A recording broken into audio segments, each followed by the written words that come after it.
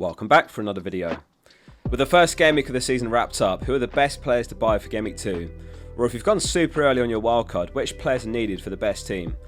As always, we're going to break it down nice and simple by position and we'll discuss everything we've learned so far. So let's start with the keepers. Next game week, Man City are home to Ipswich, which has got Ederson top of the keeper projections with 4.4 points, and marginally top of all keepers over the next 5 on 19 points, Alisson on 18.9 and Raya on 18.7. We like to look at which teams have got the best underlying defensive numbers here, and Southampton's 0.25 expected goals conceded was actually best in game week 1, but it was entirely due to the shared red card which changed the game. I've still got Southampton down as a team to avoid defensively, unless it's someone like a Howard Bellis to stick on your bench permanently. You might get away with starting in game week 2 though. Despite a reasonable fixture this week, home to Forest, I'd still avoid McCarthy. Leno for 5 mil looks great value for the next 5, with Leicester home game week 2, then they've got Ipswich away, West Ham home, Newcastle home and Forest away. He's a very consistent keeper, he always fares among the best for expected goals prevented, and he scored over 130 points in 3 of the past 4 seasons, just that 21-22 season when he only played 4 matches when he was backup keeper. He's top of all keepers 5 mil and below for projected points over the next 5. You never know with City, but that Ipswich fixture is one to target this week, and we'll talk about defenders and midfielders next. Chelsea have got a great run of games ahead, which does make Sanchez appealing, though it's not a risk that I'd take on, given that potential for Jurgensen to come in at some point. If you're looking for a route into Chelsea's defence, Cucurella is probably the one, given Maresca's comments about Chilwell not being in his plans, possibly Colwill. On to the defenders, and this week Trent tops the table again for their home game against Brentford. 0.45 expected goals conceded in game week 1, which ranked 3rd best for Liverpool. He was immense on the opening weekend. He had 1.06 expected goal involvement, which was comfortably top of all defenders. In fact, if we look at all positions, he was 3rd for XGI in game week 1, which is exactly what we said in last week's video. His underlying numbers are comparable to a midfielder, and he did snatch bonus points as a result. If he pulled the trigger on the early wildcard, he's got to be one of the first names on the team sheet. This table graphic from Scout, who are still running a 40% discount, take advantage while you can with the link below. An interesting change to FPL this season is that points are not finalised until the very end of the game week now, which means that bonus can change as well. And I assume they've done this in case of a contentious goal such as the infamous March goal a couple of years ago. So we've seen some players sneak into bonus the day after their match in game week 1, which is what happened with Vardiol, who ended up with a bonus point Sunday night. He's joint 2nd on defenders table this week with 4.8 points. If you're on big at the back with these 3, Porro, Trent and Vardiol, then you're laughing this week. All 3 delivering in game week 1, including the Porro goal. Porro created 4 chances, which was top among all defenders, and he scored a well taken header, which was Tottenham's only goal. His touch heat map was absolutely ridiculous for that game, extremely advanced, playing like a right winger and tucking inside as well. The red cross I've added on this graphic was his average position for the match, well in the opponent's half, graphic from Scout as well. Now Porro did come off early with a possible injury, it might have only been a dead leg though, so keep an eye out for news on that before you do anything. So what do we do with Quansah? A failed punt in game week 1, pretty unfortunate as Liverpool did go on to keep a clean sheet as well. Slot's been very blunt and we might actually get an indication if he'll be given another chance.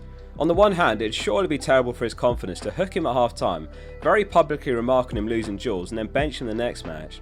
It could be a situational thing as well, as Ipswich do have some big players including striker Delap. Now they play Brentford next, and if Tony's not in the squad again, there's far less of an aerial presence, so not all hope is lost. If you can get a reasonable defence out in game week 2, there's no rush to sell really. 2 free transfers in game week 3 could be seriously useful, and it might save you a hit down the line. And there are some defenders in lots of teams like Quansah who've got better fixtures from game week 3 if you can ride out 1 week. Another way of shaping it is it worth using one valuable transfer for a defender you might only need for 1 week? Of course, if you're counting on someone like Quansah, Barker and some other formal defenders, it's a different situation. If your alternative to playing Quansah is a defender with a rough fixture like Quansah from Villa, then you could take a punt on starting Quansah for the Brentford fixture, because if he starts he's got more upside. Or if he's benched, he'll come on for a 1-pointer or he doesn't play at all. Meanwhile, there is high potential for Quansah to start against Arsenal, concede twice, also resulting in 1 point. So Robinson's my favourite of the 4.5 mil defenders if you are dead set on selling Quansah, and he makes the table here with 3.7 points. You'd be happy enough to start him in the next 5 games, which is great as well, barring that Newcastle game perhaps, though it is a home fixture. After 1 week of information, there's another 4.5 mil defenders catching my eye for game week 2. I think Quansah and Dunk are going to be solid picks soon, but not this week. Hall didn't have a great game in left back for Newcastle. Livramento still feels a bit risky in right back with Trippier in the picture. If we see a Chelsea defender like Colwill getting a couple more starts in a row, he'll be right up the watch list. I've thrown together a quick table here of the 4 mil defender watch list. These are all the 4 mil defenders that started in Game Week 1 and their minutes played. So Greaves, Wolfenden, Fast, Vestergaard, Keane, Howard-Bellis, Stevens and Mosquera all played 90. Benderek and Tuanzebe came off after 60 minutes and before 90. Greaves and Mosquera are my two favourites. O'Neill had high praise for Mosquera after the game, saying, "Yeah, I was pleased with him. He's got so much physical quality, attribute-wise. You know his pace, his jump, his ability to defend 1v1. Though Wolves do have horrendous fixtures for a while, so he's not one I'm looking at right now." Rico Lewis got the start in Game Week 1 for Man City, and he was very advanced as well. I couldn't tell you what the likelihood is, but there have been rumours of a transfer interest in Walker, and if that materialises, he's going to be a gem for 4.5 mil, and not a bad player to take a chance on for Game Week 2. The risk is, if you're selling someone like Quansah for Lewis, you're selling 1 minute's risk for another. Let's move on to the midfielders, and top of the table once again is Salah with 8.1 projected points against Brentford. If you've got Salah and not Haaland, then captaincy's clear this week. Game Week 1's top scorer with 14 points. He had 2 big chances, he created 2 chances, 4 shots in the box against Ipswich. Liverpool's 2.65 expected goals was also top for Game Week 1. Jota makes the table as well with 5.2 points, and he's a sound pick on a wildcard still. However, as far as transfers, there's actually very few players that look worth selling for him this week. I'd stay patient with Palmer, Son, Bruno, De Bruyne and Foden, etc.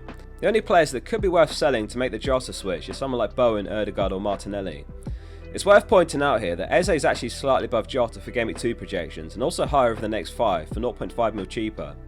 Now don't be put off by the blank, he was incredible against Brentford and he had a free kick wrongfully ruled out. He took 7 shots, 3 on target, 3 blocked and 1 off target. And as I said, Son and Palmer are worth being patient with for now, especially Palmer now that Chelsea's tough fixtures out of the way. Spurs are home to Everton in Game Week 2 who just conceded 3 to Brighton, and then they do have Newcastle and Arsenal. Foden was introduced at half time against Chelsea with Savinho coming off injured. You'd imagine there's a very good chance he comes into the starting 11 now, and he'll be straight into my team if I was wildcarding this week. Smith Rowe is another one to remain patient with. The tougher game's out of the way. You've got 2 promoted teams up next. Same applies to Muniz up top as well. Semenyo is the other 5.5 mil midfielder on my watch list, and if you saw yesterday's video, he picked himself in his FPL team and he did score. Now Bournemouth's next 4 aren't the best. They've got Newcastle, Everton, Chelsea and Liverpool. It could be a Game Week 6 pick, especially for those looking to wildcard that week instead. Now we had loads of 4 mil defenders playing 90 Game Week 1. As far as the 4.5 mil midfielders, just 3. Irigbunam, Winks and Sangari all played 90. Lavia and Luongo also started. They came off after 60 but before 90. I know this is going to be an unpopular take, but let's not sit on the fence here. If I was wildcarding this week, I wouldn't have Salah in my team. The big 3 I'd have would be Haaland, Saka and Foden. Now let me know, do you agree with that or do you disagree? Finishing up with the forwards nice and quickly. And look away Haaland non-owners, he is top here, 8.9 projected points. So Salah was an 8.1, Haaland 8.9. It's not a significant difference in honesty, and the debate for weeks was whether that 2.5 mil saving can make up the points difference elsewhere, which is certainly possible. It could be a very swingy game week again. Haaland owners are going to be going one way of captaincy, Salah owners the other. Good luck whichever side you're on, and let's hope we land on the right side of it. What I will say is don't chop your team up to fit one of them in. I've read some comments about dropping Haaland to get Salah after his haul, but I've also had comments about taking a hit to sell Salah to get Haaland for captaincy. Without hindsight, it's not worth it at all. If there was more than a 2-point difference in their projected points, then you could consider it to make up that 4-point hit via captaincy. Stick to the plan though, it's been one game week and you didn't buy your players for one game week only. A blank for Solanke for his Spurs debut in Game Week 1, but he wasn't bad. I've been more worried about Son than Solanke based on the eye test. Solanke registered 1 big chance and he took 3 shots in the box, 0.49 expected goal involvement. Watkins is another player who at this point you may as well be patient with. Villa have got awesome fixtures from Game Week 3, and he did score against Arsenal last season, though it won't be an easy game. After an impressive showing in Game Week 1 leading the line for Arsenal, Havertz is someone that I'm looking to buy Game Week 6, when Arsenal have got Leicester and Southampton back to back. Keep that game week at the back of your head, it's going to be worth tripling up on Arsenal for that one. Thanks for watching. If this was helpful, hit subscribe. And thanks very much for 195,000 subscribers over the weekend. Absolutely crazy numbers. We're closing in on the focal tattoo at 200,000 subscribers. Link below to become a Scout member as well. See you soon for the next one.